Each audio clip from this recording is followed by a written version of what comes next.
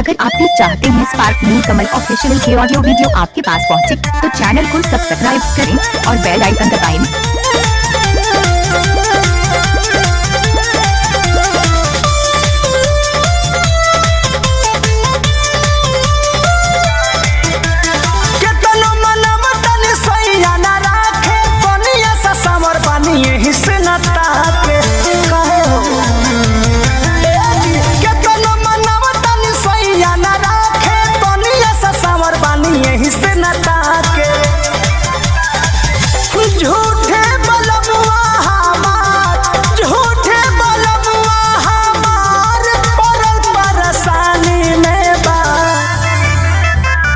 जौन माजा रानी में बा उहे माजा कानी में बा, जौन चिढ़ावा रानी में बा उहे चिढ़ावा कानी में बा।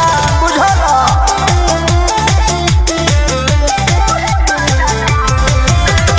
Music by Arya Sharma.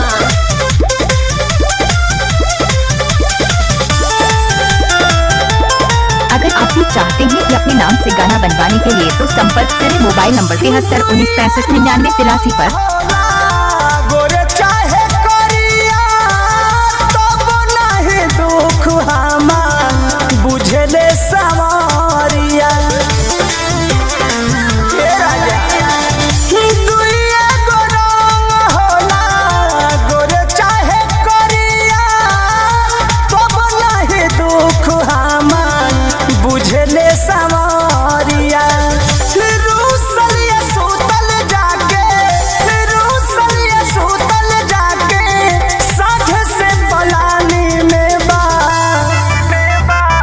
जौन माजा रानी में बा उहे माजा कानी में बा, जौन चिढ़ावा रानी में बा उहे चिढ़ावा कानी में बा। बुझलो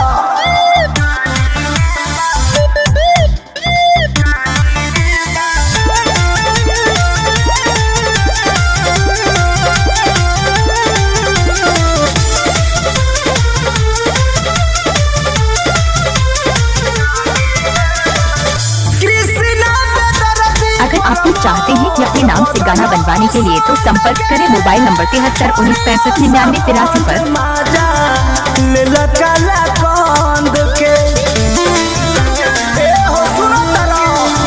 कृष्णा पे दर्दिया भाई बदल पसंद के, छोड़िया सपंज माजा ले लकाला कंद के।